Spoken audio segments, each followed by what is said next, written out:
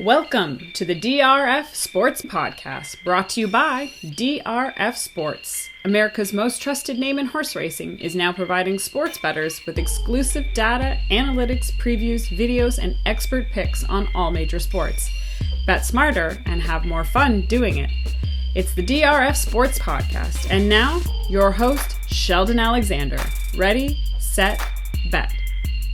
This is the DRF Sports Podcast, episode 52. Don't forget to like and follow and subscribe wherever you get your podcasts. I'm your host, Sheldon Alexander. And what a week of NBA and NCAA action. And hopefully you've been riding that regular season Sixers wave.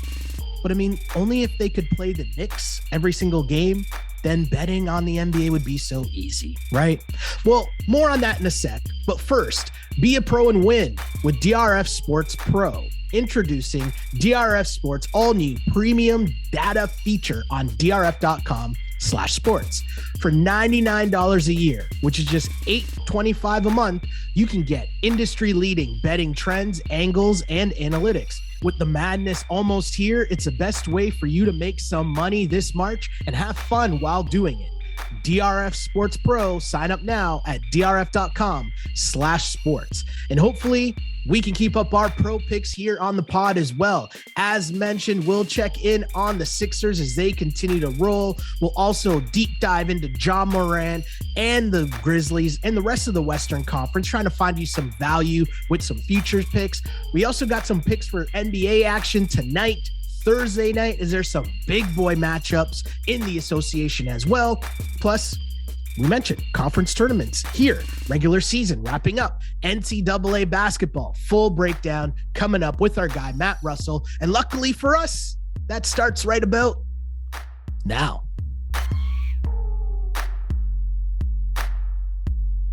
Well, the madness is here. We're 3 days in. We got Rutgers going crazy. We got Ron Harper Jr. sighting. I don't know what's going on. But the madness is here, which means my guy Matt Russell is here to break things down as conference tournaments are almost underway. Regular season's wrapping up. So much going on in the NCAA. And, of course, we got some NBA, possibly some NHL talk as well. Lots going on in March. Mr. Russell, how are you?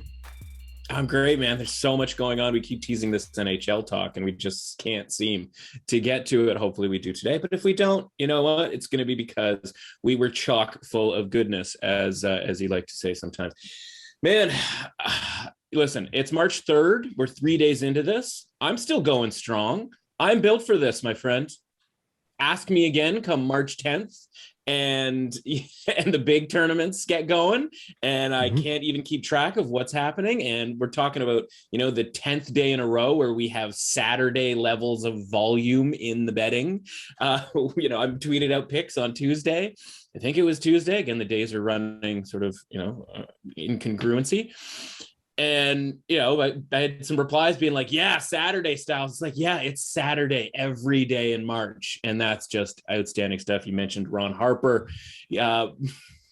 taking one into Bloomington and dropping some blooming onions, if you will, late in that game. A little bit different than his. I saw Sam Cassell dance. I was going to say, yeah, you had to see it to know what I'm talking about necessarily. I'm bad. Yeah, you guys getting thrown out of that game with like weird reactions, like, Juwan Howard, like half punch, half like face smushing type situations happening. But that's what happens in the regular season, man. We get to the point where these teams are dying to get into the tournament.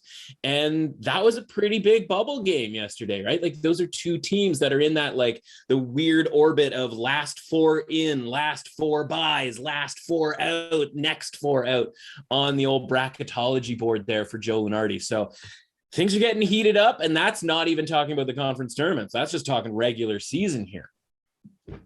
Yeah, complete and utter madness. Pardon the pun. But regular season conclusion, major conferences, what's really at stake here? Is there like a betting angle that we should be focusing in on at this time of year? Yeah. And listen, when it comes to sports betting, all things sort of eventually circle back to the NFL, right? Like we have to make comparisons to the NFL. That's the keystone that we all know and love. And this is week 17 This is week 17 in the NFL, right? This is that week where everything is skewed based on desire to win, wanting to win, needing to win, right? And of course, if you need to win, you must not be very good. And so, again, you look at those teams yesterday and they're both going all out, but what it creates in the marketplace is a Jacksonville and Indianapolis type situation where you might not love having to make this bet, but sometimes you have to bet on the Jaguars in that situation because the Colts, in this example, are overvalued.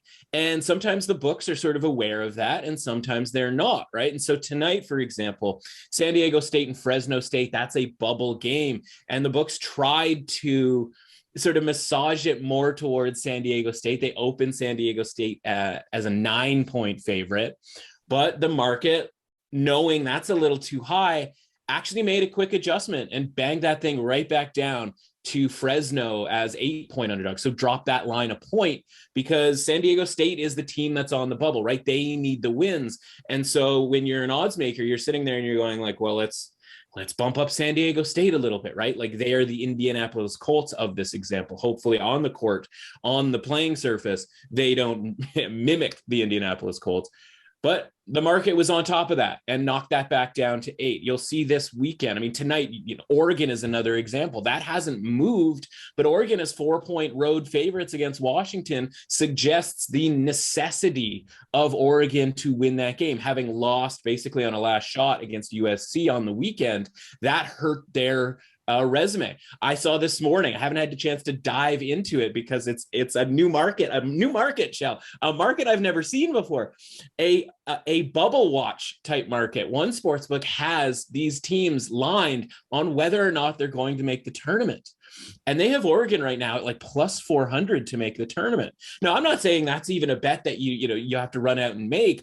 I'm just trying to wrap my head around that idea because for one, they could win their conference tournament, but for two, 2 games ago, they beat UCLA and everybody was like ready to put them in the tournament. And then they lose on a last shot, just this pull-up shot by Drew Peterson for USC. And if Peterson misses that shot, right, Oregon wins the game and they are firmly back in the tournament. He hits that shot. And listen, I don't want to say it's a bad shot, but it's a long 3 that was sort of, before anybody kind of thought he was going to shoot it, right? It was an early take.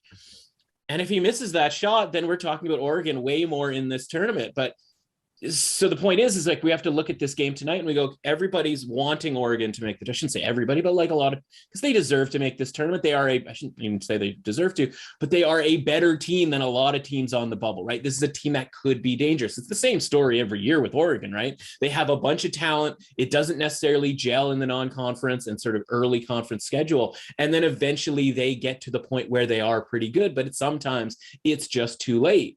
And so the point of all this is like, they shouldn't really be 4-point road favorites at Washington. It should probably be closer to 2, but because like we're all pulling for the Ducks and, the must win nature of the game, the line's going to be 4. Now the Ducks may win by 20 and that would be great for their, resume hopes and that sort of thing. And a loss would certainly be catastrophic for their hopes, but the line is just too high. And so you have to kind of just, not blindly because we have all this information, but you do just kind of have to play Washington plus 4 in that game, knowing that you're getting sort of 2 points of value. Now, again, maybe that motivation, that desperation leads to Oregon winning and covering that game, at which point you just sort of shrug your shoulders and go, okay, good enough, right? And so these are the different spots that you'll see throughout this weekend where you go, okay, this team really needs it for their resume. And the problem is there isn't just one sort of rule of thumb where it's like, okay, fade the team that needs to win the game. To me, it's more fade the team that needs to win the game if they're favored to win the game and you're getting a couple extra points. Because there's a game this weekend with Kentucky going to Florida. Florida, another team firmly on the bubble. I think they had, this sportsbook in question had Florida at plus 300-ish to make the tournament. Well, if they go and they get a home win against Kentucky, which let's be honest is easier said than done, that's going to put them in the tournament. And if they don't, then okay, it's sort of a no harm, no foul situation where they will then go on to the SEC tournament and play and maybe win the tournament or certainly boost their resume that way. But the difference here is that Florida is going to be a home underdog in this game against Kentucky.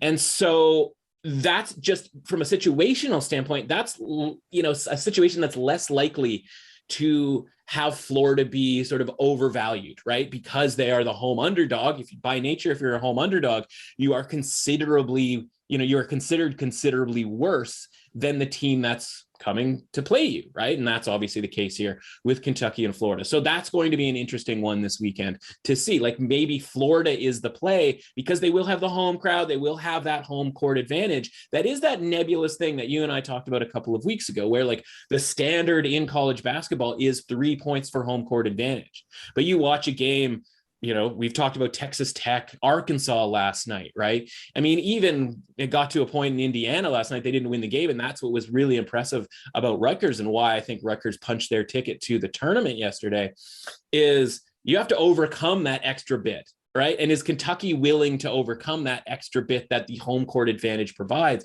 So I expect quite an interesting atmosphere at Florida. Now, is that going to be enough to get them the win and sort of get them back into the good graces of the committee? Who's to say at this point? But I don't think they're going to be overvalued in this situation, because I think that it's sort of any overvaluation sort of gets made up for in the home court advantage element. So a couple of different ways depending on what the situation is, right? And that's where handicapping these games comes in, not just the on the court stuff, but the situational stuff, right? So a team like Oregon, maybe a little overvalued. San Diego State, clearly overvalued on the opening line last night, where Florida might be worth a play because it's going to be hard to imagine they get overvalued against Kentucky on Saturday. Speaking of Saturday, there's also another game that is of note for different reasons. And I mean, Coach K, a lot of people have a bunch of different feelings about Coach K. I mean, the Victory Tour, cool. What's it called? Is Victory Tour, is that the right? I'm thinking of what Draymond was yelling at Paul Pierce. Remember that clip that went viral? And he's like, they don't love you like that. You're not Kobe. Yeah. And I'm not trying to disrespect. Well, I can't say I'm not trying to disrespect Coach K, because that's blatantly disrespecting Coach K, me dissing his Victory Tour. But the point is, last game coming up, I hear the tickets are going crazy at Cameron Indoor for this game, but from a betting standpoint, is there anything that we can like gain a little bit of an advantage here? Should we spend the $3,000 to get in the building and just go and yell "You ain't Kobe" to Coach K the entire time and see what happens? Everybody just look at us like, what? What are you talking about? We have to like spell out the reference. It's like, guys, it's a Paul Pierce Draymond reference from like 10 years ago. Like, figure it out. I will say though, I find it interesting that Roy Williams is just like, okay, I'm out. And then Coach K's like, nope, we're doing a tour. And I get Coach K is better than Roy Williams. I know that. I get that. I'm just saying I find it funny just how the two of them decided to go about this. And two drastically different situations, I think, from a talent recruitment standpoint, right? Because if you're Coach K, and listen, I don't know the timing of all of this, right? But like the Blue Devils, a friend of mine texted me the other day. He's like, is it just me or the Blue Devils like kind of likable? And it's like, yeah, because they've picked all these guys up from other teams that were sort of like likable on their teams, and just because they put the Duke jersey on. And I made the joke that like once Alex O'Connell gets out on the court, you go, okay, this is back to an annoying Duke team. But like a lot of these guys, you're like, man, I don't hate Trevor Keels, right? Even Paolo Banchero, like I like him a lot more than I liked like an RJ Barrett, and the pieces fit, and they're a really good. You say that about RJ? Listen, dare you besmirch RJ? Yeah, I know it's a national catastrophe if anybody says anything bad about a Canadian NBA basketball player or a curler. Listen, we're defending our honor when it comes to curling. So as far as this team is concerned, like it is a hard team to dislike, and he saw that he was getting all of these different pieces and was like, okay, I'm not going out like I went out last year, right? Where Roy probably didn't want to go out like they went out. Like you'll recall, like neither of these teams, if I'm not mistaken, like I don't think either of them made the tournament last year. Last year's tournament was such kind of a mess that I sort of blacked it out, as much as I was glad that we at least had it. And so, if you look at Carolina, right? And Carolina, as obviously the team on the other side here, we're talking about a Carolina Duke game that already has a lineup, by the way. Like, there's already a line of 12.5 available on sportsbooks. This is college basketball, man. Like, we don't get lines on Wednesday night, 4 games on Saturday until we get to the tournament, right? So I was like, oh my God, like there's actually a sportsbook published a line for this. My expectation would be 12 points for this game, and my number itself would be closer to 10.5. So you're getting a bit of a Coach K, situation here. What I think is going to be interesting at the end of this game is, think about it, right? If they're up 10, if they're up 12, if they're up 15, what is the end game going to look like? Right? It's like, it's senior day. There's not a ton of seniors on this team, but it's like, this isn't like Steve Wojciechowski, like he's put in 4 years of, sweat equity here. This is Theo John, who, like, the Cramming Crazies, like, just learned his name like a couple of weeks ago, right? Like, these are those guys that have transferred in. So are they going to do the thing where it's take the time out and the slow roll of, like, guys coming, the parade of guys coming out to roar his cheers? Because it's more about Coach K. Like, you're not going to take a timeout so Coach K can check in the game. That would be outstanding if he did. He whips the suit off and all of a sudden he's got shorts and a jersey on. He goes and he plays for the last minute. How outstanding would that be? If that's the case, I'm going to want North Carolina plus the points, because I think North Carolina is going to get some buckets against Coach K. Or whether it's just guys off the bench, right? If the last minute of this game turns into this sort of ceremonial element, well, Duke's not going to be super locked in, and you might have a greater chance for a backdoor cover with North Carolina, especially if we're already getting a couple extra points.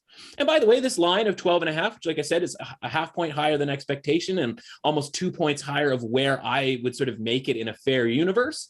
It also might go up, right? Because we get into narrative street of people going like, well, they're not going to lose their last game, and they turn in to the Indianapolis Colts, right? Like, there's no way they can lose. It's like, no one's asking them to lose. No one's even, no one's asking them to win. We're asking them to win by 13 points in a game that, if they are up by around 13 points, the spotlight is going to shift from the game to Coach K. So I think the strategy here is to take a wait and see approach. Obviously, not every sportsbook has this game up, right? This is, again, much more of an early, wade yourself in with this opener that a couple of sportsbooks have up.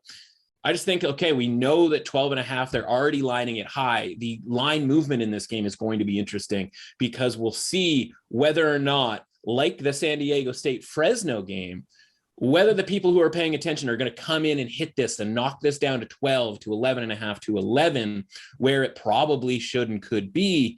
Because, again, you'll have to recall, what was it, a month ago, 3 weeks ago, Duke at North Carolina. Yeah, it was a blowout by Duke, but Duke was a 3-point favorite. So if you're going to make let's do our exercise, right? If you're going to take a 3-point favorite and move it to 12.5, that's 9.5 point swing, which suggests 4.5 to 5 points of home court advantage for both sides. So even if you think that Duke should get 5 points of home court advantage, I'm not here to tell you North Carolina should get 4.5 points of home court advantage credit, right? And so I can see this number going down. If it does, that will certainly be an indication of that sharp movement.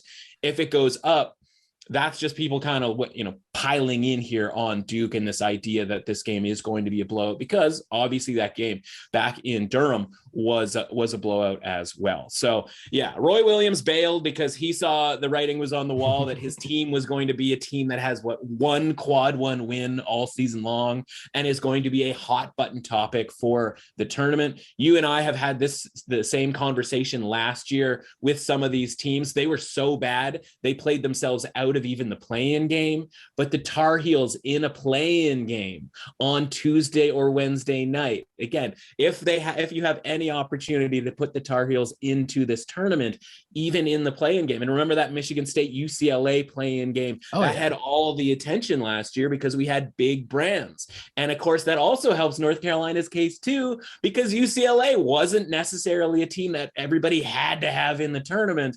They make it in barely they go to the Final Four. Obviously, from a branding standpoint, that's going to help North Carolina's case, or at least within the committee. They're like, UCLA did it last year. We got to put North Carolina in. I expect them to be in that first four, regardless of whether they get blown out in this game or what happens in the ACC tournament. Obviously, at least one win for North Carolina in the ACC tournament would help a great deal.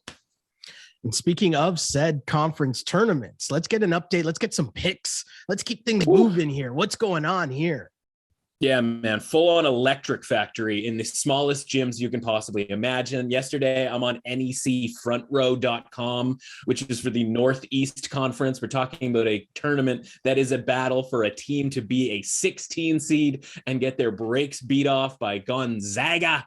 And I'm out there sweating a Sacred Heart Long Island +9 that I had going. A 3-pointer at the buzzer gets the cover. And that's not even talking about these games that are going to overtime. So many games are going to overtime. I wish I had ran the numbers on what percentage of these conference tournament games have gone to overtime, because it certainly feels like 50% at this point in time. Like, it's electric. Yeah. Problem is, you got to go into the deep recesses of the internet sometimes to be able to watch some of these. And of course, you have the big name regular season teams still going on here. So let's get into it here. Conference, I got two different categories, right? I have regular season stuff and I have conference tournament stuff. Regular season, Houston -15.5 against Temple. Probably caught a bad beat fading Houston with Cincinnati on Tuesday. Cincinnati probably should have covered that game, just decided not to score at all in a game that they were 15-point underdogs in. My numbers have Houston, in that game, my numbers had Houston as closer to a 13-point favorite. Didn't work out. My numbers have Houston above 15.5 in this game. So I'm going to try my hand here with Houston in a blowout spot. You have to be a little bit wary, like with the Duke game. Senior night, right? You get those guys checking out of games late. Again, the underdog could have an opportunity late to get through the back door. Speaking of Cincinnati, +7.5 at SMU. Again, ugly late in that game against Houston. I think a better effort's coming tonight against SMU.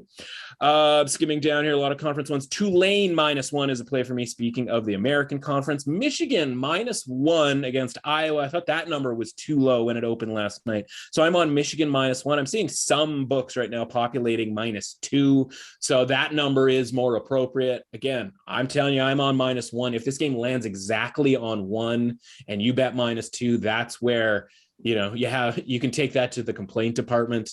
If at -2, if it lands 2, okay, no harm, no foul. If Michigan wins, obviously, by more than that, everybody's a winner, and we all had a great time. And I mentioned Washington +4 from a regular season standpoint. As for the aforementioned conference tournaments, I think South Alabama, if you go in, they are the 5 seed in the Sun Belt Conference. If you go into basically any advanced predictive metric site, they are at the top of the Sun Belt, right? But things happen, especially in a wacky, disjointed season, all of the stuff that's happened. Sometimes you lose a couple extra games than maybe you should have, and then you end up in, from a standing standpoint, in 5th. Think the, Brooklyn Nets, like that kind of thing, where you're like, yeah, this team actually might be the best team in the conference. And I think South Alabama might be the best team in the conference, but they're going to have to play an extra game, which is going to make things difficult for them in the Sun Belt Conference. I'm on Georgia State from a big picture standpoint in that conference because they're on the softer side of the bracket. We talked about that on Tuesday. I think South Alabama comes out and absolutely works over Little Rock. I've got South Alabama -12 in this game. Don't know what's going to happen in the future here for South Alabama, but give me them today. Louisiana Monroe +6 against Arkansas State in that same Sun Belt Conference. +6, good enough number there for me. I think that's a skosh too high. Skosh too low. Illinois State -1.5 against Indiana State. They just came off of beating the brakes off Indiana State by 20. They have Antonio Reeves. He's going to be the best player on the court as far as from a scoring standpoint. And when we're talking about closely lined tournament games, what do you want, Shal? You want the guy who's going to go get a bucket late in the game. If this thing happens to be tied with 30 seconds to go, that's the guy who I want to have the ball in his hands. A couple of games from the Horizon League that are both 4.5-point underdogs. Detroit at North Kentucky. This is an over adjustment for the fact that Detroit had to play 2 nights ago. They barely broke a sweat in their victory. I think they're live to win this game against North Kentucky. Detroit, we talked about them being a long shot play in the conference tournaments. This obviously, we're going to need them to win if that's going to be the case. So plus 4.5 is certainly good enough. If they fall just short, we'll still cash that ticket. And Oakland, plus 4.5 at Wright State. Again, two teams relatively evenly matched here. This line's a little bit too high, a little bit, I guess extra credit for Wright State, or maybe, again, discrediting Oakland. But again, Oakland didn't break a sweat against IUPUI 2 nights ago. IUPUI, the worst team in college basketball, the 300 and dead bleeping last on KenPom.com. Shell, they had 5 players available. 5. They could not make any substitutions. They ran 5 guys for 40 minutes. They couldn't have a guy foul out. They still managed to cover, though. They still, well, this is the era we live in, my friend. How is that possible era? They still managed to cover because the line was 23.5. I'm not going to beat up Oakland because they didn't take that team seriously. Everybody knew that they only had 5 players going into that game. So I'm not going to beat them up. This is obviously a step up in weight class, and I think Oakland is capable of hanging in that one.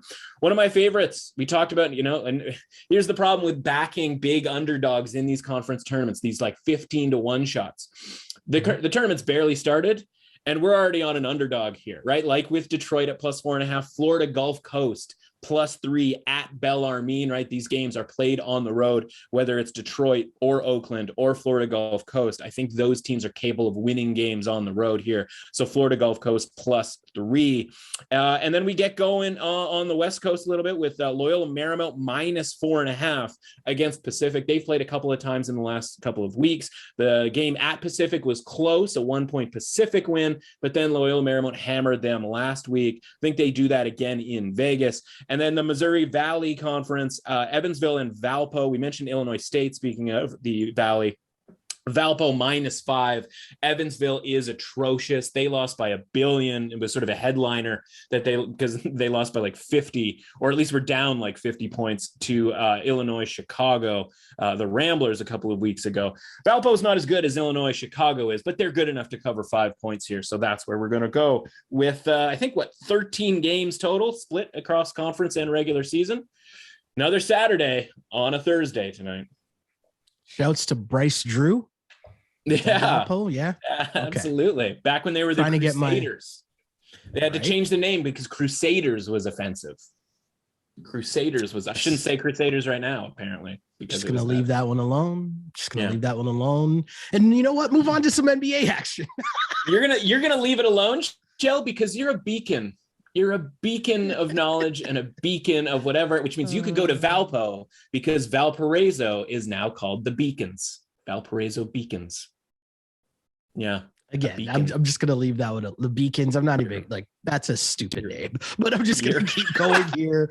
Let's move on to the NBA. The madness is here. The madness is definitely here as well in the NBA. And we've been talking on this pod how we're going to do a lot more NBA discussion going forward, as now, obviously, this is when the real season begins. So one thing I want to do is look back before we look forward on the night we just came off.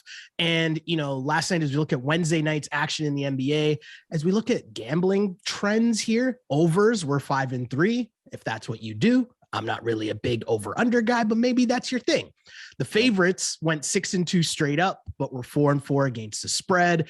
There are upsets by the Thunder, who were actually plus 15.5. and plus 900 on the money line last night. Where were we on that? Right. But I mean, the thing is, the Nuggets were on a 6-game winning streak that snapped, right? So 119, 107. It's not like our guy Jokic didn't play. Like Jokic came in with his fresh suit, looking all good, and then took that L. But 22, 16, and 4 for Jokic. He was fine. Right. Not bad. The Hornets also covered at +4 against the Cavs, which might have been a bit of an upset there as well, where you have the Heat and the Rockets who covered in losses. We talked about the Heat. The Heat were a team that we talked about on Tuesdays. We did a little deep dive into the Eastern Conference, and we talked about how now it's big boy time to pay attention to who's who and what's what. And along with the Heat, we talked about the Sixers. who were 10.5-point faves last night against the Knicks, and they blew out the Knicks because it's the Knicks, 123-108. But I want to ask you this, Mr. Matt Russell, your Philadelphia 76ers, and I'm being facetious with the are now 3-0 since the Harden trade. Their wins are by about 20 points per. Harden's going for 27, 12, and 9 since the deal. Do you believe the hype yet, my friend? I mean, I just defer to you. I just go like, should I? Because I mean, I look at, how I work, right? I always work, with sort of like a curious eye to this. Well, yeah, certainly with numbers, but yeah, like this idea that like when it comes to the NBA, I take in, listen, I'm deep into the weeds with college basketball. I'm not watching these games, right? But it's the NBA. I don't know that anybody watches the games, right? They just tweet about the highlights and they like you said, like, I think more people probably saw Jokic's suit than they did him actually get any buckets here, right? And so for me, I'm just taking the temperature of how people feel about it, right? And so when I'm listening to other content and it's sort of, I'm accidentally stumbling into NBA stuff because it's kind of hard to avoid, especially as we get closer to the playoffs here with like a month to go.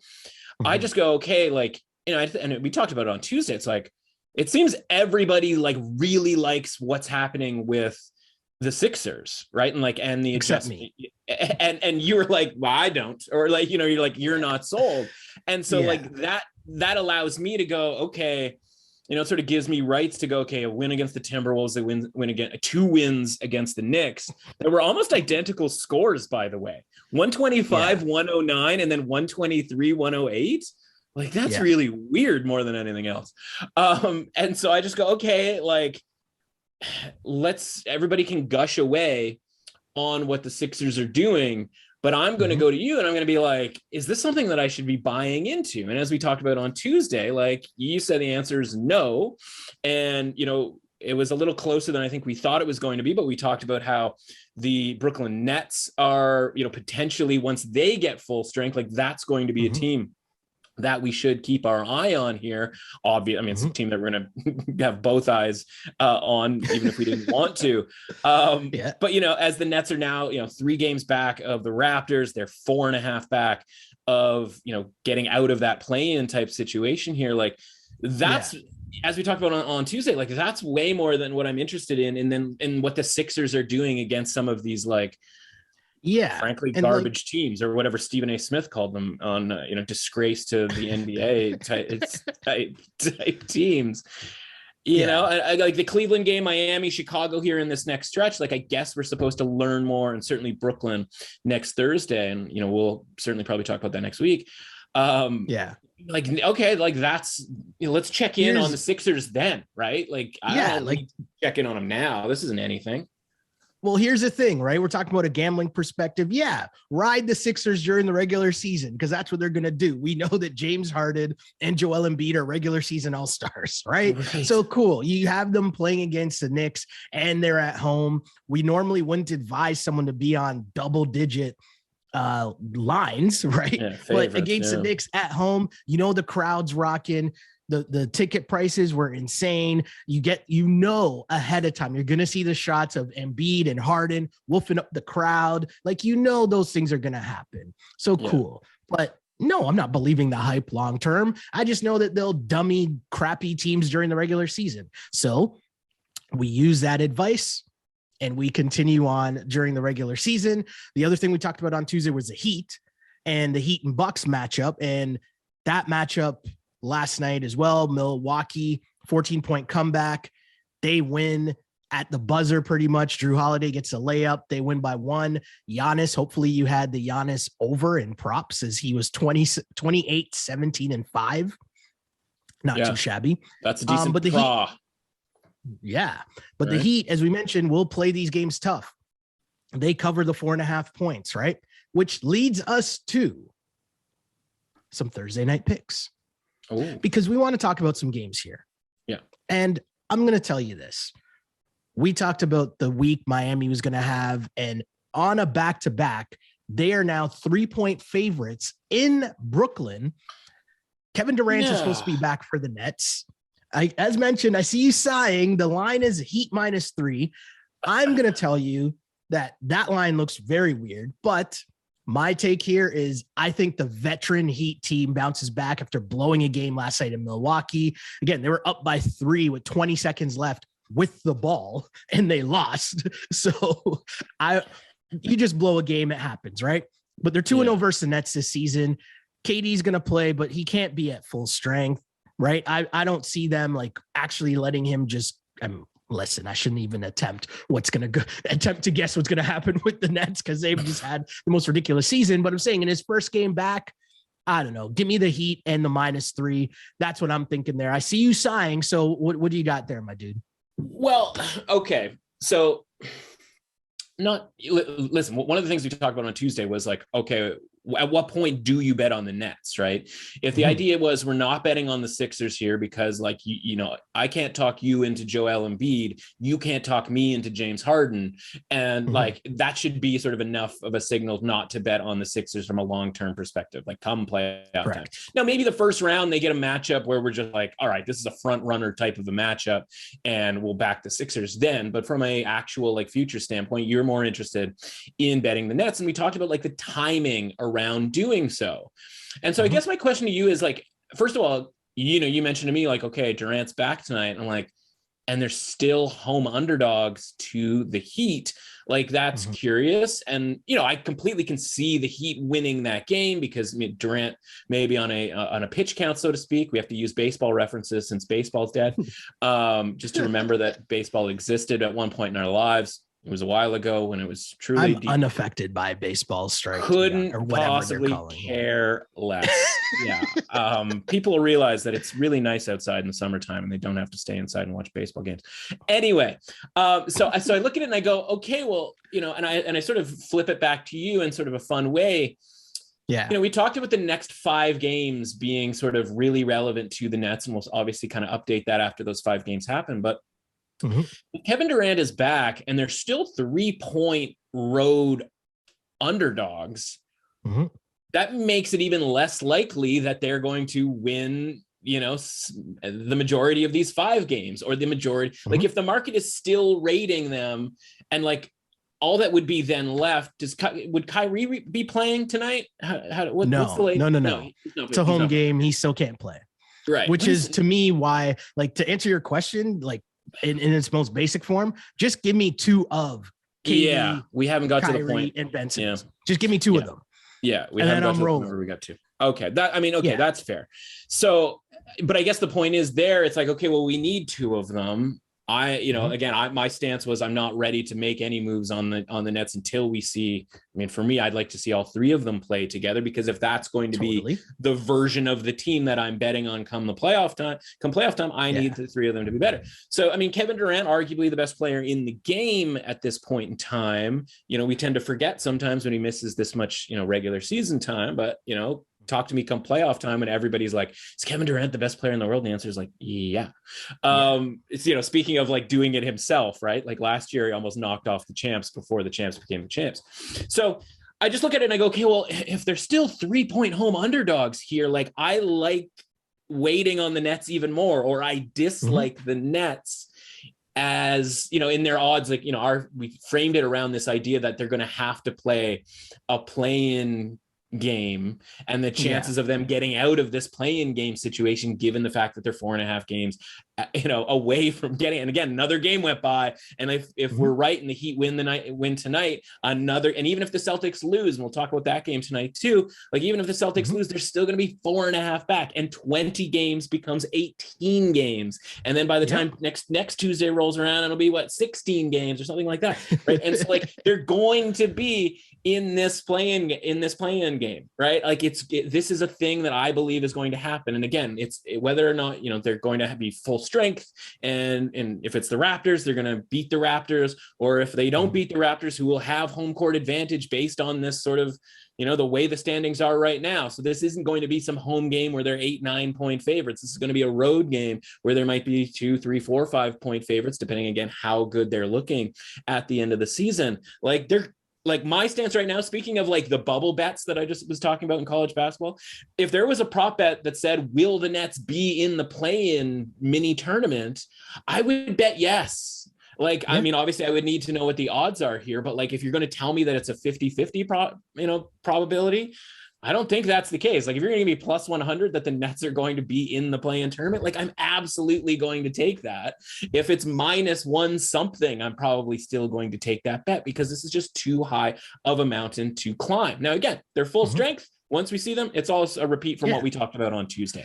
But like, this is an indicator, I guess is the point, right? Like when we didn't know what this spread was going to be with Kevin Durant, when they add, say, Kyrie as the next, sort of piece here, when they go on the road, I'll be interested to see what the spread is there. And we can kind of make adjustment on that adjustment, right? Like we'll tweak our power ratings, if you will, sort of within our own minds and decide, okay, well, Kyrie means 3 points to the line here or whatever.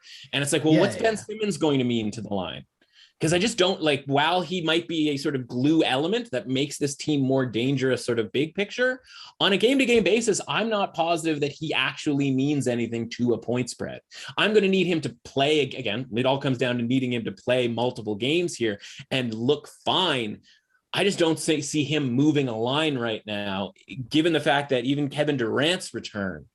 And listen, the Nets played that game well against the Raptors in Toronto the other night, right? Like this isn't a team that was absolutely helpless. This is a team that if they had Kevin Durant in that game, you kind of feel like they would win that game on the road, right? And so like he's not just joining the Washington Generals here, right? Old school Harlem Globetrotters reference.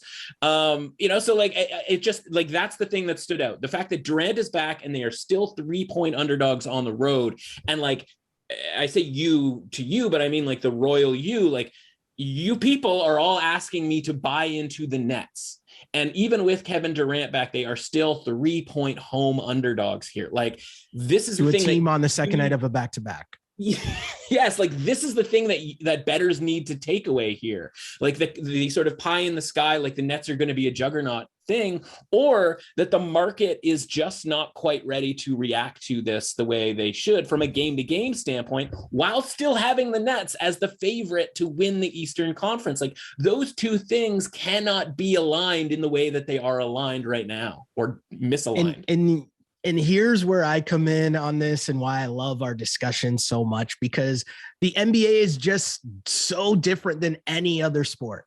Because like, I'm sure if you ask Kevin Durant or Steve Nash and you told them, hey, you guys are going to be in the play-in tournament, they don't care. They're not worried. You could put them playing in Toronto. You could put them playing wherever like the Space Jam Monstars game is, and they don't care who they have to play against in the play-in tournament, because as you said, they got Kevin Durant.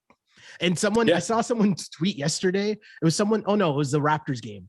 And someone on Twitter, it wasn't someone famous. It was like a fan, but the essence of the tweet was, I don't fear the Nets. I fear Kevin Durant. Right.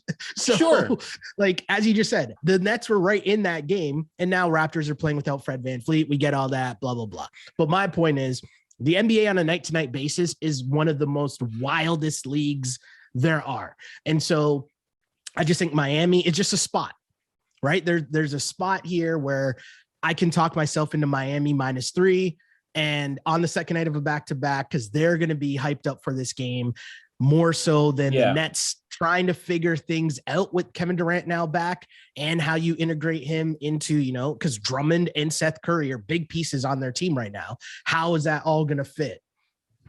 Yeah, and it smacks of like he plays 20 gets minutes, and it smacks of like Durant plays 25 minutes, and like he's sitting on the bench for the fourth, and the Heat end up winning this game comfortably because, like you mentioned, right, there's second games of back-to-backs, but this isn't a trip to Minnesota after playing Milwaukee, right? This isn't the quote unquote letdown second half of the back-to-back. This is like message sending time on, this is their chance to sort of kick the Nets while they're down, and like. Well, hold on. The other part is, remember we talked about a lot last year, PJ Tucker in Kevin Durant's grill the entire series, that Bucks Nets series. PJ Tucker right now is like chomping at the bit, ready. Like he's happy Kevin Durant is back for this game so he can be in his grill for the whole game. Further to your point of this just not being a normal back-to-back. Yeah, because it means more to the Heat, right? Right now, like you said, like the Nets, they don't, and it's two separate conversations, right? Like the Nets don't have to care about being in the play-in tournament. But if you're going to line them at plus 290 to win the Eastern Conference, and you're going to come to me with a straight face and say like we should be betting that, I'm going to say like no, like there's just better ways to attack the Nets. And totally like it's and there's so many other good candidates because we kind of went through it. And again, we should talk more about the Western Conference here shortly, but like, but the East is just kind of more interesting because there are these candidates where it's like defending champion Bucks, Sixers, who obviously we just mentioned, like people are really into. The Heat are in first place. The Celtics just went on like a really big run and like seem to have the, pieces fitting, the Bulls obviously somewhat dangerous, and the Cavs being like this sort of odd team out where everybody's like, man, I really hope they make it, right? They're the PG, they're the guy in the PG-13 movie. And so, and of course, the Raptors also, in the mix, they're being sort of semi-dangerous in that play-in tournament type circumstance in a one game, Nick Nurse type situation, right? Like it's a really interesting conference that has a lot of contenders and a lot of things that could happen and it's a conference that's bunched up that could have a lot of motion when it comes to the seeding and the matchups. And so you can't tell me that the Nets at plus 290 as this unfinished product that have the best player in the world playing tonight as 3-point underdogs. And again, 2-3 games from now, that sort of Nets power rating, if you will, is going to change, and it's going to make this game, if it were to happen next week or 2 weeks from now, as a pick'em game or as the Nets having a short favorite. Like I understand that's where the line is going to go, but like if that's where these lines are, and all you're waiting for is Kyrie to play, most, if not all of the games, or Ben Simmons to come back, like we're going to have to go a long way just to get to like fair price at plus 290 for them to win the Eastern Conference. Like the mountain to climb for that to be a good bet is a different conversation than, well, like the Nets are fine in playing this game and blah, and they're not afraid of anyone, and like Kevin Durant's awesome. Like those are two separate conversations. We can bet the bleep out of the Nets come playoff time in that play-in game, all of that sort of thing. The point is the number's not going to get tighter than plus 290 for them to, win the Eastern Conference. Like they are never going to be plus 200, and if they are, like more power to everyone. I will take the win probability that's shifted towards the Nets, and I will bet another team, and maybe that team actually ends up being the Sixers, and then I'm infuriated when Embiid and Harden blow it in the playoffs. But like that's the way that I'm going to attack this NBA season if the Nets are continually giving this credit based on hope. Now the hope might be founded, but right now it is just hope. Totally true. And the hope of Ben Simmons playing anytime before that game in Philly is dead. I mean, I saw Ramona Shelburne and Woj on TV yesterday on that NBA Today show, and they were both like, you could tell they're just repeating what Rich Paul told them, right? Essentially, oh yeah, he had a setback in his back, and they're trying to gear him up. He's not playing 5-on-5 yet. Like all this stuff. They're like, get out of here. But anyways. I'll roll through the rest of the picks here because, as mentioned, give me the Heat at -3 against Kevin Durant and the Brooklyn Nets tonight. I'll be interested, though, to see that when it becomes official that Durant's playing, if there's movement on the line. But regardless, keep it moving. We got the Pistons. I'm going to take the Pistons at +8.5 in Toronto. And I know that sounds weird, but the Pistons have been playing weirdly good as of late. I could barely get the sentence out because it doesn't really make sense when you look at their record. But yes, sounds messed up. But also, for some reason, the Pistons have won 5 straight games against the Toronto Raptors. And overall, Dwayne Casey is 8-3 against his former team. I don't get it. Doesn't really make sense, but it includes a blowout earlier this season in Toronto where the Pistons just dummied the Raps. It includes another win earlier this season. I think it was January 14th, somewhere around there, where the Pistons just win against the Raps. I'm not saying that the Pistons win again, but that trend forces me to at least take 8.5 points, which is a lot of points for a Raptors team that, still might not have Fred VanVleet and is still, okay, but I shouldn't really be taking them to beat anybody by 8.5 points other than a team without Kevin Durant, Kyrie Irving. Right. And even then, maybe not. And even then, maybe not. Exactly. As we learned on Tuesday. And the last game I'm going to give you a line on here. Memphis Grizzlies are 2.5-point favorites at Boston, but give me Boston as the home dogs in this game. Big boy game on TNT tonight. All eyes will be watching. I know that Ja Morant is balling. We're going to get to him in a bit and talk about the Western Conference and his MVP odds and all that fun stuff. But again, I like rolling with the Celtics because defense wins. And the way that the Celtics have been playing, they let Tatum and Jaylen Brown cook. Everyone else plays defense at home. Give me the 2.5 points. And if you look at the game, we were riding with the Celtics on Tuesday night. They were down, but how did they get back in the game? Defense. They're down big, came back, ended up covering that spread easily. I could see the same thing happening tonight. Give me the Celtics. So to round that up, Celtics plus 2.5, Pistons plus 8.5, and Miami -3. Those are my 3 picks for Thursday night's NBA action, my friend. Yeah, I can see that Celtics number coming down once people sort of start like locking in on obviously the circumstance of situation, right? Like home game, like listen, we're starting to talk about the NBA, right? And like, it's because it's getting serious. And that was a curious line to me, just as, again, a tangential sort of bettor or follower of the NBA at this point. So, I think that line probably gets closer to pick 'em and might even shift over. So if the sooner you can get that, the better when it comes to the Celtics. Totally. So we mentioned Ja Morant, and speaking of Ja and the Grizzlies, let's talk about the Western Conference, because we broke down the East on Tuesday as we kind of, as you mentioned, shift gears into deep diving into the NBA on a regular basis. And if we look at the West, we were talking about teams that, might not be the obvious pick, but where we might be able to find some value. And for me, when you look a little further down the Western Conference, you can see a team like the Grizzlies at plus 1,200, the Nuggets at plus 1,000. That to me is super interesting for multiple reasons. One, the Grizz have just been playing really well since the new year. I could see them passing the Warriors for the second seed in the East, in the Western Conference, especially the longer that Draymond Green is out, because that drastically changes what the Warriors are as a team. But I just like that value at plus 1,200. And then when you look at the Nuggets, Jamal Murray, we mentioned him earlier talking about Jokic's suit, but Jamal Murray might be back playing soon. Michael Porter Jr. might also be back as well. So right. If you tell me those two dudes are coming back for the playoffs, and we know it's a high probability, doesn't that plus 1,000 look pretty good? Yeah, it certainly does, especially if they get them early enough. Because I'm looking at, hard pressed, I think, to get into the 4 seed, you would need the Jazz. You'd need the Jazz to really kind of fall apart here down the stretch. And so the Jazz don't fall apart until the playoffs start. So that's right.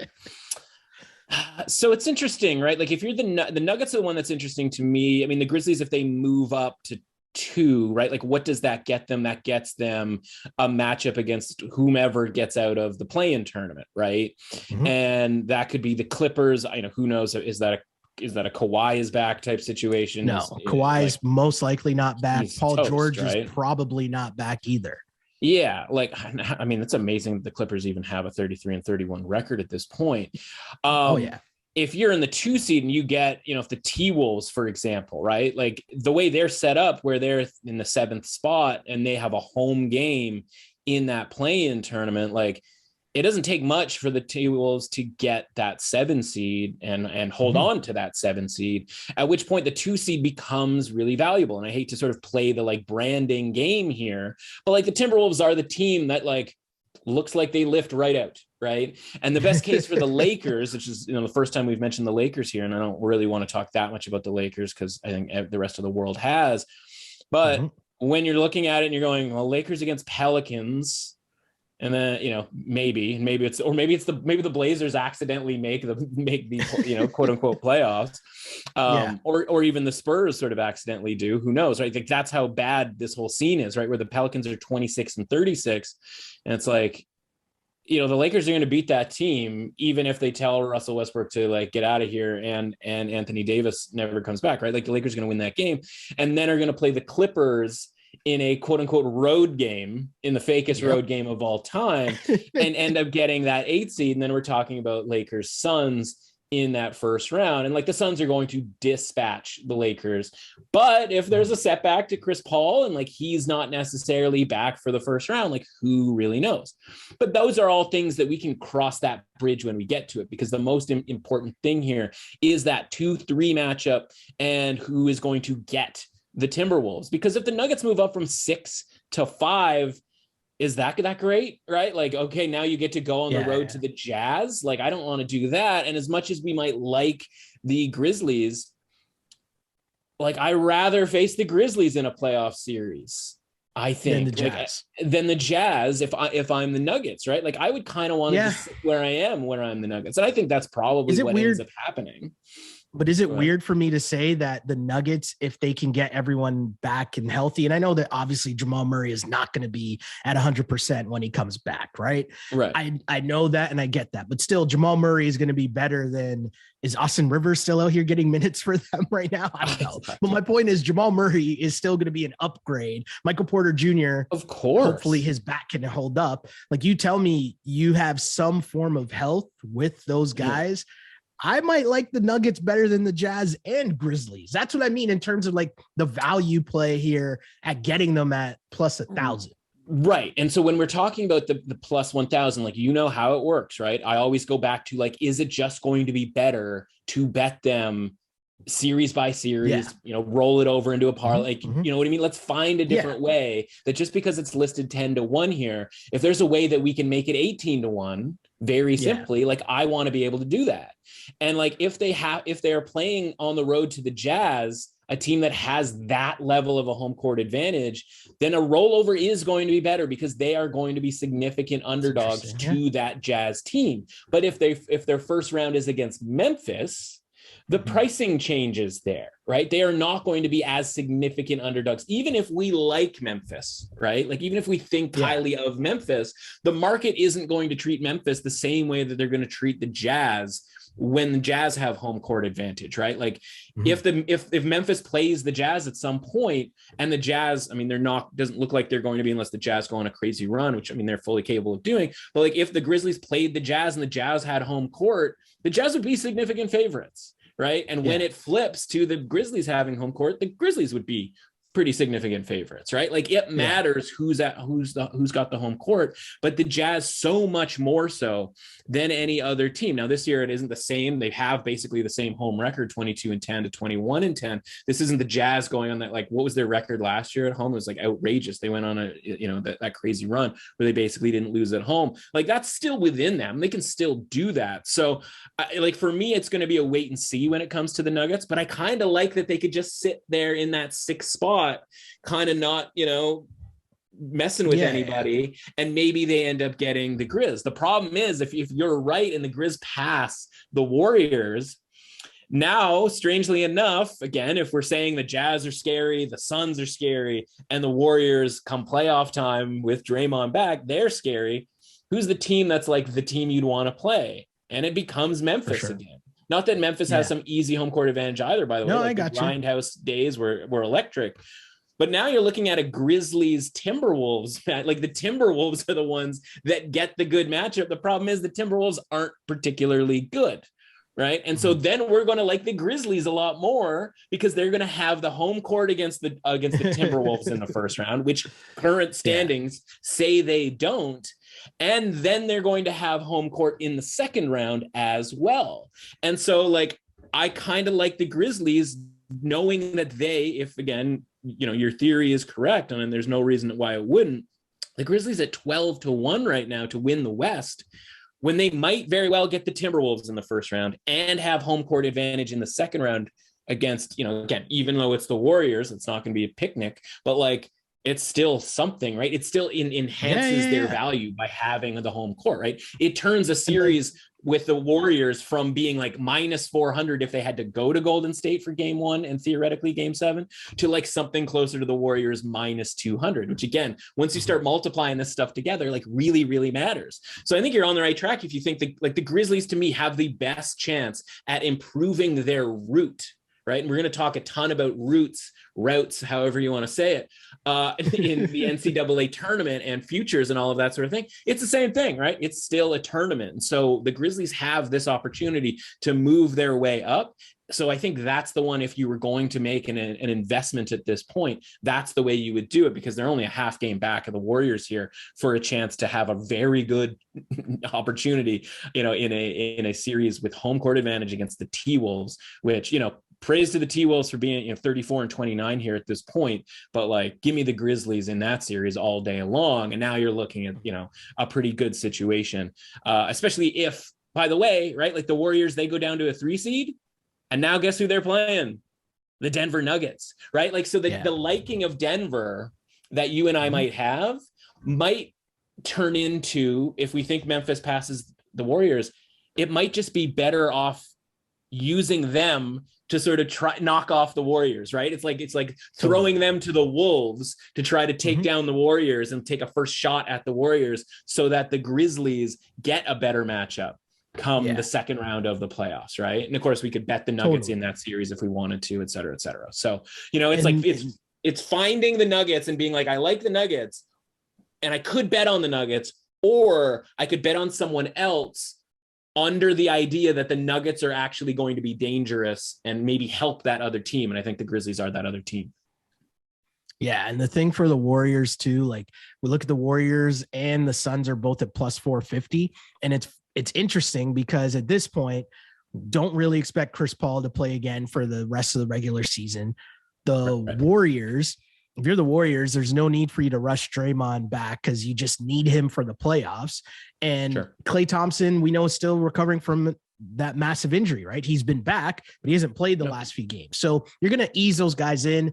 It's kind of like the Nets in the situation where they don't need to win a lot of these games down the stretch. So that part will be super interesting, but I want to focus in more on the Grizzlies and more specifically Ja Morant, because the one thing about the Grizzlies is they are real. And if you go back to the pod that we used to do last year, when we were talking about basketball, we said that the Grizzlies were coming.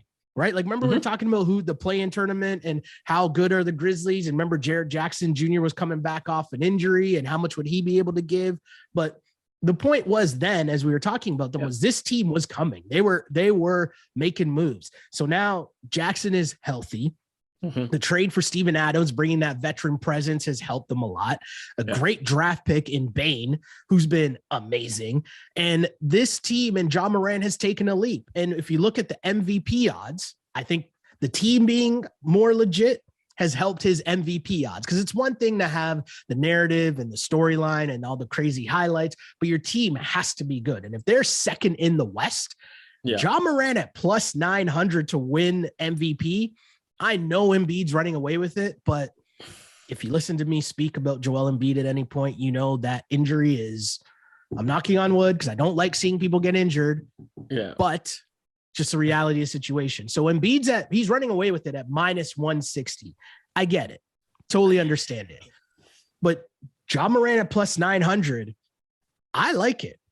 I really like it. So let's talk about Embiid for a second to frame the Morant thing, because let me put it this way.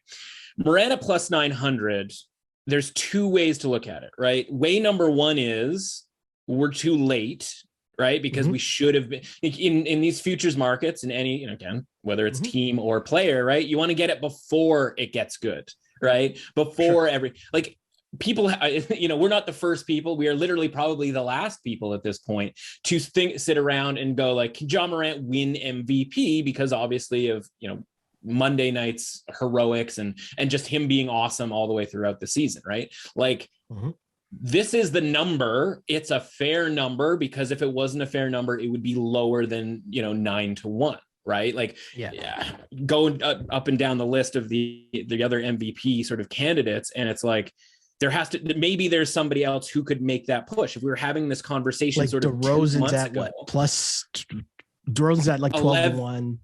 Yeah, but like he's already had his, I'll call it a PTI moment, right? Where if Wilbon and Kornheiser are talking about DeMar DeRozan, like it's too late to buy on DeMar DeRozan. Like he hit his peak and now he's not coming back, right? Like this is the best that it's going to get, right? Steph Curry had that at the All-Star. If we had this conversation 2 weeks ago, we'd be talking about like, did Steph Curry, even though it was an All-Star game, did he sort of remind people how great he was? And did he get himself an MVP bump, right? And so all of these things sort of happen in waves, which brings us back to Embiid. And like, he's at minus 130, but like, is that the right price? Like, is he that, I don't want to say, is he that good? Because like, obviously he is that good, but like, is he that good relative to the MVP marketplace? This is not a first place team where it's like, well, they have a clear top player on the best team. Like that's not what this is.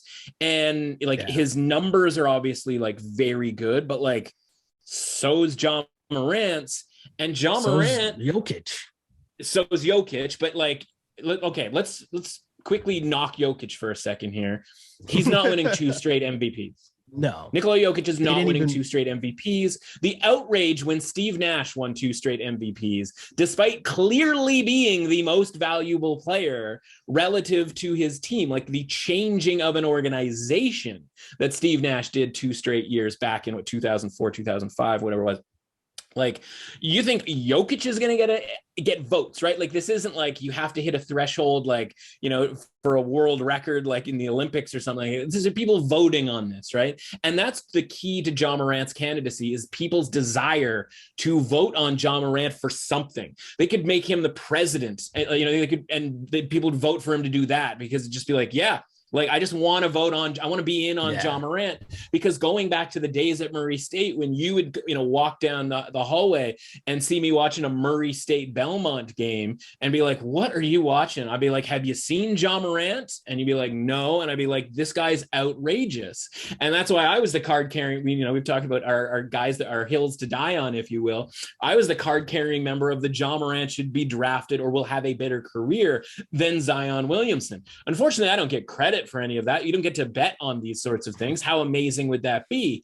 But the point is like, everybody wants to be on the Ja Morant bandwagon. And when we're talking about people voting on stuff, that's where, even at plus 900, you can talk yourself into humans voting on him. Whether he is actually the most valuable player is sort of a nebulous concept, right? It's just more theory than it is anything else. These sorts of things. We did it with Cooper Kupp. Remember Cooper Kupp in the that MVP case? Like, he got quote unquote robbed of winning regular season MVP, or at least got on people's radar for a most valuable player sort of candidacy. And then all it took was obviously an outstanding last drive in that game and a couple of touchdowns on the stat sheet for him to rip an MVP away from Aaron Donald, who was probably the better player in that game. So like, Joel Embiid might be Aaron Donald in this situation, but people just might want to bet or vote on Ja Morant. He might be the Cooper Kupp in this situation. Now, maybe it's a year too early type thing, and we're going to give Joel Embiid because, like, I don't know, he's ostentatious and all of that sort of thing. But like, do people, and I'm going to ask you this, like, do people want to bet? No, I want to bet, not want to, vote on Joel Embiid? Like, is that something that the people are dying to do? Like, and maybe it is. Like, this isn't a leading question. Like, it's an actual question. No. The NBA, we talk about it all the time, especially the MVP award. It's all narrative. And you mentioned the Joker. They didn't want to give him the award last year when he clearly deserved it. And that was because they wanted to give it to Joel Embiid last year, but he just didn't play enough games. So most people couldn't justify giving Joel Embiid the MVP last year. So that has now trickled over into this season, where he stayed healthy. He's putting up numbers. The whole Ben Simmons thing and them playing without him, and Embiid still carrying the squad, putting up big numbers, keeping them more than afloat, keeping them as a really good team. That narrative has led to him being the runaway leader for MVP based off of narrative. So you're totally right. Jokic, people didn't want to give it to him last year, so they're definitely not going to want to give it to him back-to-back years. And then it just, they want to give it to Embiid. They feel like, how we were talking about a couple of years ago with Luka, and how people, there's so much talk about, oh, this is going to be the year. Can Luka win MVP? And that's kind of like the narrative coming into the season. That's kind of what happened this year with Embiid. And, because the Sixers have maintained and been a solid team, that's just where it's at now. That's why he's quote unquote running away with it. And as you mentioned, he's fun. He's on Instagram. You see all the fun, woofing up the crowd. He can make a nice montage of Embiid highlights and talking trash and all that stuff. That's why. Yeah. So, I mean, that's it, right? Like in Luka, if he had a better year last year, right? Because I mean, these markets get created before the season starts. We talk about them and it's all like, there's already sort of, the race is already started. Already a push. Before the regular season has happened. And it's like, well, Joel Embiid's like, he's up at the front as a front runner before the season happens. And then he doesn't do anything to screw it up. And all the other guys sort of fall back. Right. Steph Curry goes cold for a month, et cetera, et cetera. And all these other guys fall back. And Jokic is the guy that just people don't want to vote for. And then he's just sort of sitting there by himself. And now Morant is coming on the outside. But like, watch a horse race, man. When a horse is 10 lengths back and he turns 10 lengths back into 5 lengths back, does everybody sit there and go, man, I really hope the horse that's leading this race hangs on? No, they're excitedly cheering for that horse to come back from it. And it's like, it's a horse. Who cares? Like, we don't know these horses individually. At least in this case, we know these horses, so to speak, individually. And we really like the one who's running from behind here, right? So not only is he running from behind, so just by nature, we're excited to see what happens here. He's also a guy that we like as well, but he didn't have that sort of push early on. But we also live in an era where, like, we talk Heisman Trophy, same kind of deal, right? People get tired of the guy who we all think is going to win the Heisman Trophy in September. And we spend the rest of the season, certainly come November, and make cases against that guy. I just wonder here, as James Harden comes in and he starts to take some of the shine away from the Sixers. And if, as we kind of maybe think, once they have a tougher stretch in the schedule, maybe they don't end up winning all of these games. And maybe they still sit in the 3rd spot in the conference. And then it's like, okay, well, they just finished 3rd and he's got Harden, and like maybe the numbers come down a little bit. And by the way, maybe the numbers go up for Ja Morant. And would you be shocked if we had 5-10 more highlight Ja Morant nights where again, the people who aren't watching these games, like, all of this stuff like feels like it should be a thing where at plus 900, Ja Morant is still a possibility here. And like, if you bet a plus 900 and it came really close to winning, like, you'd be still pretty okay with it. It's just kind of unprecedented. And again, this guy is just taking so much of the air out of it with Embiid that it's, and because we had the opportunity at 20-1, 25, 50-1, right? In the past here, it's like, we're too late to get good value, but it's not out of the realm of possibility, knowing what we know about voters. For sure. The one last thing I'll say to like close out this part of the combo though, is I think if the Sixers were to take a downturn, that would be blamed on James Harden. Because everyone's ready to hate James Harden, narrative wise, right? You're totally correct. If they lose too many games, obviously that would be not good for Embiid's case as MVP. But maybe it would help his case, because people would be like, oh, well, James Harden's just a bad player. He's bad for the locker room. He's ruined the vibes in Philly, blah, whatever it is. But either way, point made. Ja Morant, a great look going forward. I mean, yes, there's more value to be had, but even at 9-1, you're still making it super interesting. So we'll keep a close eye on that. We'll keep a close eye at some of the other awards markets as we continue to go forward. I also feel as if the NHL is going to become our Matt Damon, because we'll get to that some other time. So close on our next pod. But hey, as always, I saw you shake your head because you know what? I'm just going to keep going. The thing is, it's such a great time of year. NBA is definitely kicking into high gear. The Western Conference is lit. The Eastern Conference is lit. Let's go. It's March. Crazy games going on. But to keep up to date with what's going on with you, my friend, where can the people find you online? Yeah, at MRuss Authentic on Twitter. Everything that I write over at The Score goes through there. It's obviously a ton of college basketball stuff, like basically daily conference tournament previews. I give out a game early in the tournament, one that we know that's going to happen, and then one game later on in the tournament that I hope is going to happen from a potential value standpoint. For every single conference tournament, I'm just burning the midnight oil when it comes to that sort of thing. But obviously the betting, once the night rolls around, or in this case afternoons in basically the rest of the next couple of weeks here, you get fired back up again. And I have to ask you something here. I found a little birdie gave me a $10 free bet, right? You see these all the time promotionally, et cetera, et cetera.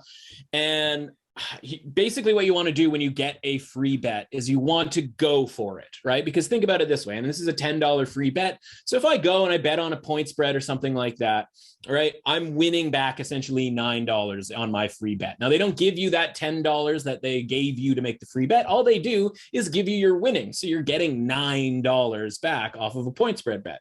So, okay, great. They just gave me $9, but I had to win that bet. I had to win a 50-50 type of a bet in order to get that $9, which means the probability actually was about $4.50, right? Because sometimes I'm going to win 0 and sometimes I'm going to win 9. So on average, they're basically giving society $4.50 per person.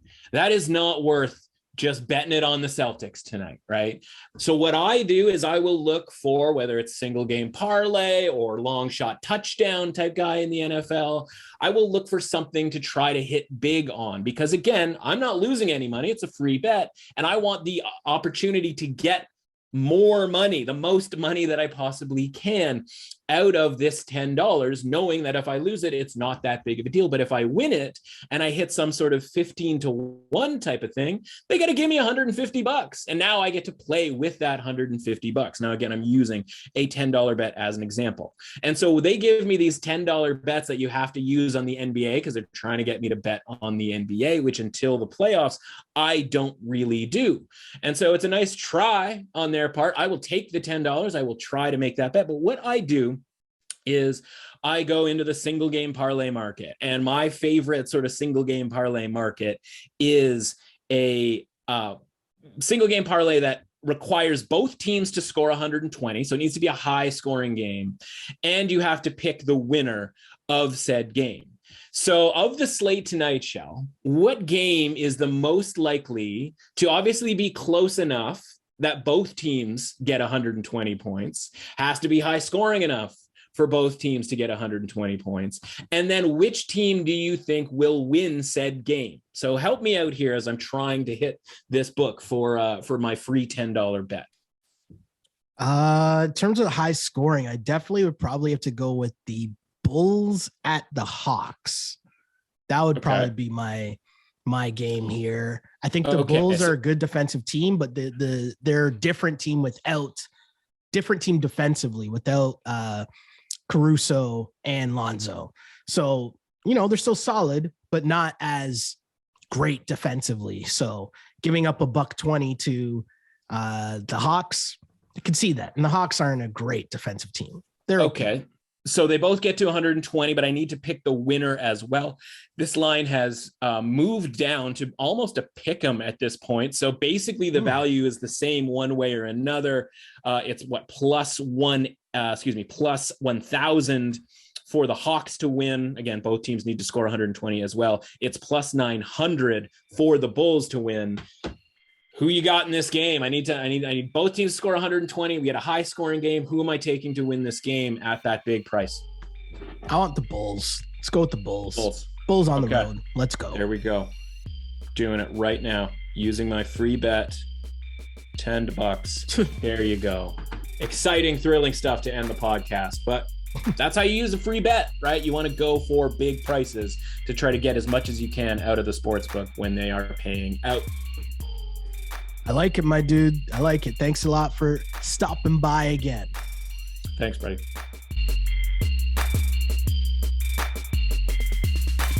Thanks to Matt for coming on the pod. And if you want to follow me online, you can do so on Instagram at Sheldon Alexander and on Twitter at Shell Alexander. Don't forget to like and subscribe to DRF Sports Podcast wherever you get your podcasts. Also rate us, review us, like us, all that other fun stuff. But for more from this new project from DRF Sports, just a little reminder, if you're unfamiliar with the letters DRF, it stands for Daily Racing Forum, which has been around for over 100 years, giving you all of the horse racing information, data, and analysis. But now we've taken over the entire sports world. So if you want coverage on every football game, as well as the NBA, MLB, college sports, and more, head to drf.com/sports for all of the details and insights, as the site has all of the data on every game, including offensive and defensive stats, betting angles, line movements, key injuries, team stats, and more. The DRF data is what powers our power trends. So if you want to see which trends our analysts have selected, follow us on Instagram and on Twitter. If you want access to all of the raw data, drf.com/sports. That's where you can find the usual previews as we deep dive into the games. And of course, we got you covered on this podcast. However you want your betting information, we've got you covered. Again, my name is Sheldon Alexander. That's all I got for now. But until next time, see ya. Thanks for listening to the DRF Sports Podcast. Please subscribe, rate, and review the show. For more sports betting advice, go to drf.com/sports and follow on Twitter at @DRF_sports.